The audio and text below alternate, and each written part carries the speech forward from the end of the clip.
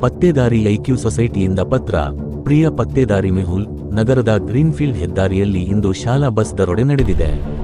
20 ವಿದ್ಯಾರ್ಥಿಗಳು ಮತ್ತು 2 ಶಿಕ್ಷಕರು ಹಡಗಿನಲ್ಲಿದ್ದರಂತೆ. ಮಕ್ಕಳು ಸುರಕ್ಷಿತರಾಗಿದ್ದಾರೆ, ಆದರೆ ವಿಜ್ಞಾನ ಮೇಳದ ಚಿನ್ನದ ಪದಕಗಳು ಮತ್ತು ಮಾತ್ರೆಗಳು ಕದ್ದಿದ್ದಾರೆ. ಬಹುಶಃ ಯಾವುದೋ ವಿಸ್ತಾರವಾದ ಯೋಜನೆ ಇದ್ದಿರಬಹುದು. ತಕ್ಷಣ ಕಂಡುಹಿಡಿಯಿರಿ. ಶಾಲಾ ಬಸ್ ದರೋಡೆ ಮತ್ತು ಅಭಿವೃದ್ಧಿಗಾರರು ಯಾವುದೇ ಕುರುಹುಗಳನ್ನು ಬಿಡಲಿಲ್ಲ. ಆಸಕ್ತಿದಾಯಕ, ತುಂಬಾ ಆಸಕ್ತಿದಾಯಕ.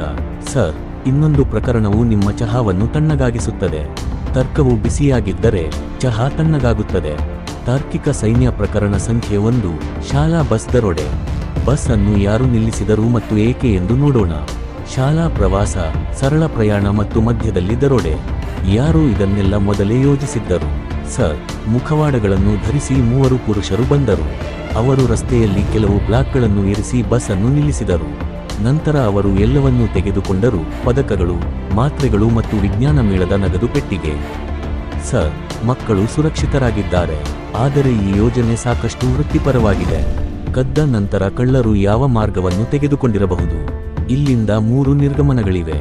ಮೊದಲ ಮಾರ್ಗವು ಕಾಡಿನ ಮೂಲಕ ಹೋಗುತ್ತದೆ. ಮಳೆಯಿಂದಾಗಿ ಅದು ತುಂಬಾ ಕೆಸರುಮಯ ಮತ್ತು ಜಾರುವಂತಿದೆ. ಎರಡನೇ ಮಾರ್ಗವು ನಗರದ ಬೈಪಾಸ್ ಮೂಲಕ ಹೋಗುತ್ತದೆ. ಇದು ತುಂಬಾ ಉದ್ದವಾಗಿದೆ. ಮತ್ತು 3ನೇ ಮಾರ್ಗವು 2 ತಿಂಗಳಿನಿಂದ ಮುಚ್ಚಲ್ಪಟ್ಟ ಹಳೆಯ ಸೇತುವೆಯ ಮೂಲಕ ಹೋಗುತ್ತದೆ. ತಾರ್ಕಿಕ ಸೈನ್ಯ, ನೀವು ಪತ್ತೇದಾರಿಯಾಗಿದ್ದರೆ ನೀವು ಮೊದಲು ಯಾವ ಮಾರ್ಗವನ್ನು ಪರಿಶೀಲಿಸುತ್ತೀರಿ? ಫಾರೆಸ್ಟ್ ರಸ್ತೆ, ಸಿಟಿ ಬೈಪಾಸ್ ಅಥವಾ ಹಳೆಯ ಸೇತುವೆ? ಸರಿಯಾದ ಉತ್ತರ ಸಿಟಿ ಬೈಪಾಸ್, ಏಕೆಂದರೆ ವಾಹನಗಳು ಫಾರೆಸ್ಟ್ ರಸ್ತೆಯಲ್ಲಿ ಸಿಲುಕಿಕೊಳ್ಳುತ್ತವೆ ಮತ್ತು ಹಳೆಯ ಸೇತುವೆ ಮುಚ್ಚಲ್ಪಟ್ಟಿದೆ. ಇದರರ್ಥ ತಪ್ಪಿಸಿಕೊಳ್ಳುವ ಮಾರ್ಗವು ಸಿಟಿ ಬೈಪಾಸ್ ಆಗಿರುತ್ತದೆ. ಸರ್, ಸಿಸಿಟಿವಿ ದೃಶ್ಯಾವಳಿಗಳನ್ನು ಪರಿಶೀಲಿಸೋಣ. ಬಹುಶಃ ಅವರ ಮುಖಗಳಲ್ಲ, ಆದರೆ ನಮಗೆ ಒಂದು ಸುಳಿವು ಸಿಗುತ್ತದೆ. ಮುಖಗಳನ್ನು ಮರೆಮಾಡಬಹುದು, ಆದರೆ ತರ್ಕವನ್ನು ಮರೆಮಾಡಲು ಸಾಧ್ಯವಿಲ್ಲ. ಸರ್, ಇದು ದರೋಡೆಯ ಸಮಯದ ದೃಶ್ಯಗಳು. ವಾಹ್ ಸರ್, ಇಂದು ಆ ರಸ್ತೆಯನ್ನು ಕೇವಲ 1 ಬಿಳಿ ವ್ಯಾನ್ ಮಾತ್ರ ದಾಟುತ್ತಿತ್ತು. 1, 2, 3 ಬಿಳಿ ವ್ಯಾನ್ಗಳು ಅಲ್ಲಿ ದಾಟುತ್ತಿದ್ದವು. ಬೇರೆ ಯಾವುದೇ ವಾಹನಗಳಿಲ್ಲ. ಆಸಕ್ತಿದಾಯಕ, ತುಂಬಾ ಆಸಕ್ತಿದಾಯಕ. ಅದು ಸಾಧ್ಯವೇ? ಇಂದಿನ ಕಾಲದಲ್ಲಿ ಆ ಸಮಯದಲ್ಲಿ ಬಿಳಿ ವ್ಯಾನ್ ಮಾತ್ರ 3 ಬಾರಿ ಅಲ್ಲಿಗೆ ದಾಟಿದ್ದು ಕಾಕತಾಳೀಯವೇ? ಇಲ್ಲ, ಅದು ಸಾಧ್ಯವಿಲ್ಲ. ನೋಡಿ, ಅದೇ ವ್ಯಾನ್, ಅದೇ ವೇಗ, ಅದೇ ಪರವಾನಗಿ ಫಲಕ, ಮತ್ತೆ. ಅಂದರೆ ಕಳ್ಳ ಸಿಸಿಟಿವಿ ದೃಶ್ಯಾವಳಿಗಳನ್ನು ಹ್ಯಾಕ್ ಮಾಡಿ ಲೂಪ್ ಮಾಡಿದ. ಕ್ಯಾಮೆರಾ ಈ ರಿಪೀಟ್ ಕ್ಲಿಪ್ ಅನ್ನು ತೋರಿಸುತ್ತಿರುವಾಗ ನಿಜವಾದ ತಪ್ಪಿಸಿಕೊಳ್ಳುವಿಕೆ ನಡೆಯುತ್ತಿತ್ತು. ಸರ್, ಅವರು ಇಡೀ ಕ್ಯಾಮೆರಾವನ್ನು ಮರುಳು ಮಾಡಿದರು. ಅವರು ಸಂಪೂರ್ಣ ಯೋಜನೆಯೊಂದಿಗೆ ಬಂದಂತೆ ತೋರುತ್ತದೆ. ಅಪರಾಧ ಸ್ಥಳಕ್ಕೆ ಹೋಗೋಣ, ಮಕ್ಕಳೊಂದಿಗೆ ಮಾತನಾಡೋಣ. ಕಳ್ಳರು ಎಂದಿಗೂ ಕಾರಣವಿಲ್ಲದೆ ದರೋಡೆ ಮಾಡುವುದಿಲ್ಲ. ಮುಂಭಾಗದ ರಸ್ತೆಯಲ್ಲಿ 3 ಚೀಲಗಳಿವೆ. ಪ್ರತಿ ಸೀಟಿನಲ್ಲಿ ಕೇವಲ 1 ಅಥವಾ 2 ಚೀಲಗಳಿವೆ. ಸರ್, ಬಹುಶಃ ಮಕ್ಕಳು ಅವುಗಳನ್ನು ಇಲ್ಲಿ ಬಿಟ್ಟು ಹೋಗಿರಬಹುದು. 1 ಚೀಲದ ಮೇಲೆ ಹೆಸರಿನ ಟ್ಯಾಗ್ ಕಾಣೆಯಾಗಿದೆ ಮತ್ತು 1 ಚೀಲದ ಮೇಲಿನ ಟೈತಲೆ ಕೆಳಗಾಗಿದೆ. ಇದು ಯಾರ ಬ್ಯಾಗ್ ಎಂದು ನನಗೆ ಆಶ್ಚರ್ಯವಾಗುತ್ತದೆ. ಸರ್, ಇದು ನನ್ನ ಕೆಂಪು ಬ್ಯಾಗ್, ಆದರೆ ಈ ನೀಲಿ ಬ್ಯಾಗ್ ಬೇರೆಯವರದು. ನನಗೆ ಗೊತ್ತಿಲ್ಲ. ಸರ್, ದರೋಡೆಕೋರರು ಬಂದಾಗ ಅವರು ಮೊದಲ ಸಾಲಿನ ಬಳಿ ಹೆಚ್ಚು ಸಮಯ ಕಳೆದರು ಎಂದು ಶಿಕ್ಷಕರು ನನಗೆ ಹೇಳಿದರು. ನಿಖರವಾಗಿ ಅವರ ಗುರಿ ಚಿನ್ನದ ಪದಕವಲ್ಲ. ಅವರ ಗುರಿ ಬೇರೆ ಯಾರೋ ಆಗಿರಬಹುದು. ಬಹುಶಃ ಮಗುವನ್ನು ಅಪಹರಿಸಬಹುದು, ಏಕೆಂದರೆ ಯಾರಾದರೂ ಶಾಲಾ ಸಾಮಗ್ರಿಗಳನ್ನು ಏಕೆ ಕದಿಯಬಹುದು? ಅದು ಕೂಡ ನಕಲಿ ಚಿನ್ನದ ಪದಕ. ಆದರೆ ನಂತರ ಅವರು ಏಕೆ ಅಪಹರಿಸಲಿಲ್ಲ? ಕಳ್ಳರು ಬಂದಾಗ ಅವರು ನಿಖರವಾಗಿ ಏನು ಮಾಡಿದರು? ಅವರು ಮೊದಲು ಯಾವ ಸಾಲನ್ನು ಪರಿಶೀಲಿಸಿದರು? ಸರ್, ಅವರು ಮುಂದಿನ ಸಾಲಿನವರೆಗೆ ಬಂದರು. ಅವರು ಎಲ್ಲಾ ಮಕ್ಕಳಿಗೆ ತಮ್ಮ ಹೆಸರುಗಳನ್ನು ಜೋರಾಗಿ ಹೇಳಲು ಹೇಳಿದರು. ನನ್ನ ಪ್ರಕಾರ ಅವರ ಗುರಿ ಒಂದು ನಿರ್ದಿಷ್ಟ ಮಗು. ಆದರೆ ಅಪಹರಣ ಏಕೆ ವಿಫಲವಾಯಿತು? ಹಾಗಾದರೆ ಇಂದು ನೀವು ಯೋಚಿಸಿ ನನಗೆ ಹೇಳಬಲ್ಲಿರಾ? ಅವರಿಗೆ ಎಲ್ಲಾ ಮಕ್ಕಳ ಹೆಸರುಗಳು ತಿಳಿದಿದ್ದರೂ ಅವರು ಏಕೆ ಅಪಹರಿಸಲಿಲ್ಲ? ಯೋಚಿಸಿ. ಸ್ವಲ್ಪ ಗೊಂದಲ ಇದ್ದಿರಬಹುದು. ಯೋಚಿಸಿ. 2 ಅಥವಾ 3 ಮಕ್ಕಳಿಗೆ ಒಂದೇ ಹೆಸರು ಇದ್ದರೆ ಯಾವುದು ಉತ್ತಮ? ಅವರು ಕಿಟ್ ಅನ್ನು ಅಪಹರಿಸುತ್ತಿದ್ದರೆ, ಅವರು ತಪ್ಪು ಮಗುವನ್ನು ಎತ್ತಿಕೊಂಡಿದ್ದರೆ ಯೋಜನೆ ವಿಫಲವಾಗುತ್ತಿತ್ತು. ಶಾಲೆಯಲ್ಲಿ ಅದೇ ಹೆಸರಿನ ವಿದ್ಯಾರ್ಥಿಗಳು ಯಾರಾದರೂ ಇದ್ದಾರೆಯೇ? ಸರ್, ವಾಸ್ತವವಾಗಿ ಹೌದು, ನಮಗೆ ರಿಹಾನ್ ಎಂಬ 3 ಮಕ್ಕಳಿದ್ದಾರೆ. ಅದೇ ಅವರ ಗೊಂದಲಕ್ಕೆ ಕಾರಣವಾಯಿತು. ಅವರು ರಿಹಾನ್ ಅವರ ಮಾತನ್ನು ಕೇಳಿದರು ಮತ್ತು ಅವರು 3 ಎದ್ದು ನಿಂತರು. ಅಪಹರಣಕಾರರು ತಪ್ಪು ಮಗುವನ್ನು ತೆಗೆದುಕೊಂಡಿದ್ದಾರೆ ಎಂದು ಹೆದರಿದರು. ಆದ್ದರಿಂದ ಅವರು ದರೋಡೆ ಮಾಡುತ್ತಿರುವಂತೆ ವರ್ತಿಸಿ ಓಡಿಹೋದರು. ಸರ್, ದರೋಡೆ ಒಂದು ರಹಸ್ಯವಾಗಿತ್ತು. ಅವರ ನಿಜವಾದ ಯೋಜನೆ ರಿಹಾನನ್ನು ಅಪಹರಿಸುವುದು. ಖಂಡಿತ. ಈಗ ಪ್ರಶ್ನೆ ಏನೆಂದರೆ, ರಿಹಾನ್ ಎಂಬ ಮಗು ಬಸ್ಸಿನಲ್ಲಿದೆ ಎಂದು ಅವರಿಗೆ ಯಾರು ಹೇಳಿದರು? ಆಕಸ್ಮಿಕವಾಗಿ ಬಸ್ಸಿನಲ್ಲಿ ಬಂದ ಬ್ಯಾಗ್ ಕೆಲವೊಮ್ಮೆ ಇಡೀ ಪ್ರಕರಣವನ್ನು ತಲೆಕೆಳಗು ಮಾಡುತ್ತದೆ. ಸರ್, ಒಳಗೆ ಜಿಪಿಎಸ್ ಮತ್ತು ಫೈಲ್ ಇದೆ.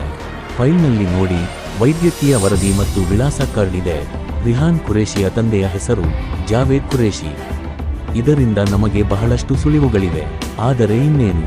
ನಿಮ್ಮ ಸಮಯ ತೆಗೆದುಕೊಳ್ಳಿ, ಯೋಚಿಸಿ, ತಾರ್ಕಿಕ ಸೈನ್ಯ ಮತ್ತು ಕಾಮೆಂಟ್ಗಳಲ್ಲಿ ಎಲ್ಲಾ ಸುಳಿವುಗಳನ್ನು ನನಗೆ ಹೇಳಿ. ಸುಳಿವು 1, ಬ್ಯಾಗ್ನಲ್ಲಿ ಜಿಪಿಎಸ್ ಇದೆ. ಅಂದರೆ ಬಸ್ ಅನ್ನು ಟ್ರ್ಯಾಕ್ ಮಾಡಲು ಯಾರು ಜಿಪಿಎಸ್ ಇಟ್ಟಿದ್ದಾರೆ? ಜಾವೇದ್ ಖುರೇಶಿಯ ವರದಿಯನ್ನು ಹೊಂದಿರುವ ಫೈಲ್ ಆಕಸ್ಮಿಕವಾಗಿ ಬ್ಯಾಗ್ಗೆ ಸಿಕ್ಕಿತು. ಅಂದರೆ ಈ ಬ್ಯಾಗ್ ಜಾವೇದ್ ಖುರೇಶಿಯ ಮನೆಯಿಂದ ಬಂದಿದೆ. ಯಾರೂ ಉದ್ದೇಶಪೂರ್ವಕವಾಗಿ ಅದನ್ನು ಇಲ್ಲಿ ಇಟ್ಟಿದ್ದಾರೆ. ರಿಹಾನ್ ಖುರೇಶಿಯ ತಂದೆ ಆಗಿರುವ ಸಾಧ್ಯತೆಯಿದೆ. 3 ರಿಹಾನ್ಗಳಲ್ಲಿ ಒಬ್ಬರು ರಿಹಾನ್ ಖುರೇಶಿ. ನಿಮ್ಮ ತಂದೆಯ ಹೆಸರೇನು? ಸರ್, ಜಾವೇದ್ ಖುರೇಶಿ. ಕಬ್ಬಿಣ, ಟೀನಾ, ಪ್ಲಾಸ್ಟಿಕ್. ಮೆಹುಲ್. ಸರ್, ಅದ್ಭುತ. ಅಥವಾ ನೀವು ಅದನ್ನು ವಿಶ್ಲೇಷಿಸಿದ್ದೀರಾ, ಸರ್? ಅಂದರೆ ಈ ಮಗುವನ್ನು ಅಪಹರಿಸಬೇಕಿತ್ತು. ಇಂದು ಬೆಳಿಗ್ಗೆ ನಿಮ್ಮನ್ನು ಶಾಲೆಗೆ ಯಾರು ಬಿಟ್ಟರು? ಚಾಲಕ ಮತ್ತು ಕೆಲಸದಾಕೆ. ಅಲಿಯಾ, ಮಗುವಿನೊಂದಿಗೆ ಇರಿ. ನಾನು ತಕ್ಷಣ ಜಾವೇದ್ ಖುರೇಶಿಯ ಮನೆಗೆ ಹೋಗುತ್ತಿದ್ದೇನೆ. ಪತ್ತೇದಾರಿ, ಸ್ವಲ್ಪ ಕಾಯಿರಿ. ನಾನು ಸುದ್ದಿ ನೋಡಿದೆ. ಮಕ್ಕಳು ಚೆನ್ನಾಗಿದ್ದಾರಾ? ಖುರೇಶಿ ಸಂಪೂರ್ಣವಾಗಿ ಸುರಕ್ಷಿತ. ಆದರೆ ನಾನು ಕೆಲವು ವಿಷಯಗಳನ್ನು ಸ್ಪಷ್ಟಪಡಿಸಬೇಕು. ನಿಮ್ಮ ಬ್ಯಾಗ್ ಬಸ್ಗೆ ಹೇಗೆ ಬಂದಿತು? ನನ್ನ ಬ್ಯಾಗ್ ಅನ್ನು ಮನೆಯಲ್ಲಿ ಇರಿಸಲಾಗಿತ್ತು. ಬಹುಶಃ ಚಾಲಕ ಅಥವಾ ಕೆಲಸದಾಕೆ ತಪ್ಪಾಗಿ ಅದನ್ನು ತೆಗೆದುಕೊಂಡಿರಬಹುದು. ಇಬ್ಬರಿಗೂ ಕರೆ ಮಾಡಿ. ಇಂದು ಬೆಳಿಗ್ಗೆ ಏನಾಯಿತು? ನೀವು ಬಂದ ತಕ್ಷಣ ನನಗೆ ಹೇಳಿ. ಮತ್ತು ಬ್ಯಾಗ್ ಬಗ್ಗೆ ನಿಮಗೆ ಏನು ಗೊತ್ತು? ನಾನು ಕಾರಿನಲ್ಲಿದ್ದೆ, ಸರ್. ಬಸ್ ನಿಲ್ದಾಣಕ್ಕೆ ಹೋದೆ. ಕೆಲಸದಾಕೆ ರಿಹಾನ್ನನ್ನು ಗೇಟ್ಗೆ ಕರೆದೊಯ್ದಳು. ನಾನು ಕಾರಿನಿಂದ ಇಳಿಯಲಿಲ್ಲ. ಬ್ಯಾಗ್ ಬಗ್ಗೆ ನನಗೆ ಏನೂ ತಿಳಿದಿಲ್ಲ, ಸರ್. ನಾನು ರಿಹಾನ್ ಬಾಬಾನನ್ನು ಬಸ್ಗೆ ಹಾಕಿಕೊಂಡು ಹಿಂತಿರುಗಿದೆ. ನೀಲಿ ಬ್ಯಾಗ್ ಬಗ್ಗೆ ನನಗೆ ಏನೂ ತಿಳಿದಿಲ್ಲ. ಅವರಿಬ್ಬರ ಮಾತು ಕೇಳಿ. ಮೆಹುಲ್ಗೆ ಯಾರು ಸುಳ್ಳು ಹೇಳುತ್ತಿದ್ದಾರೆಂದು ತಕ್ಷಣ ಅರ್ಥವಾಗುತ್ತದೆ.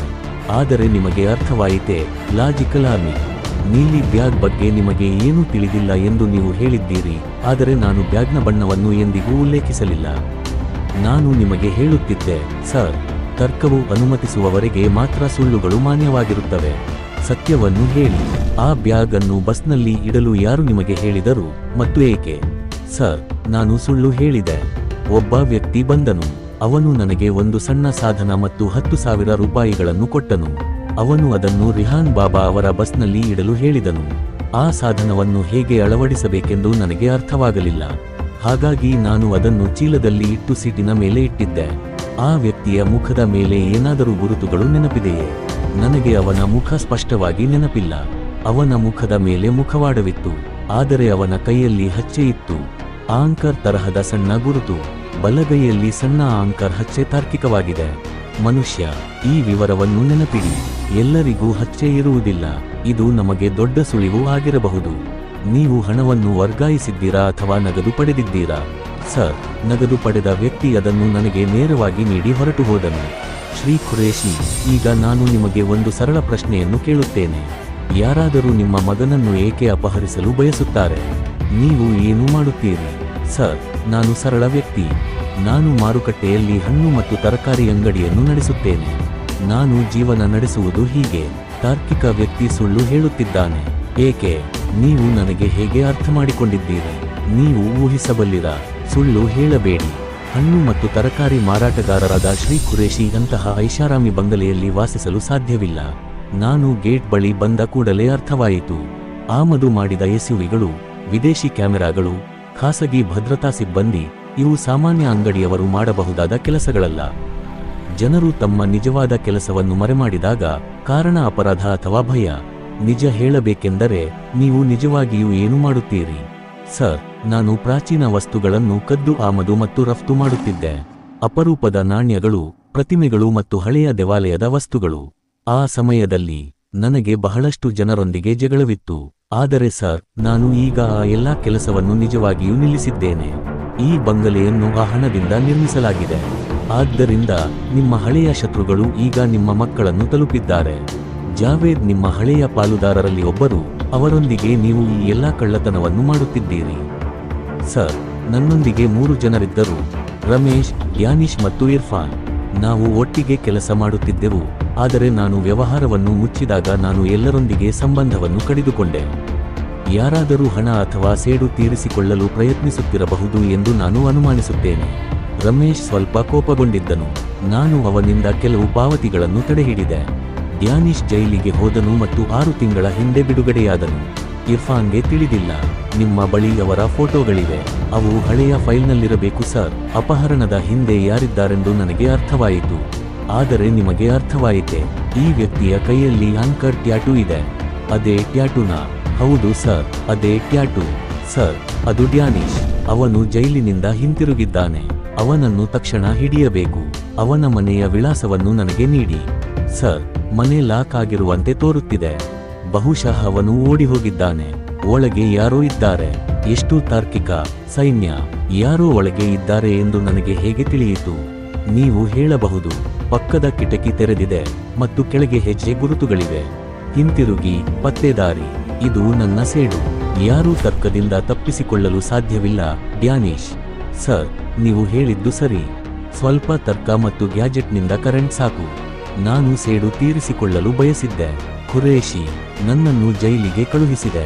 ಮಗುವಿನ ಮೇಲೆ ಕೈ ಎತ್ತುವುದರಿಂದ ಯಾವುದೇ ಸೇಡು ಪೂರ್ಣಗೊಳ್ಳುವುದಿಲ್ಲ.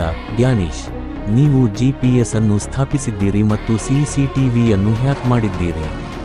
ಆದರೆ ತರ್ಕವು ನಿಮ್ಮನ್ನು ಸೆಳೆಯಿತು.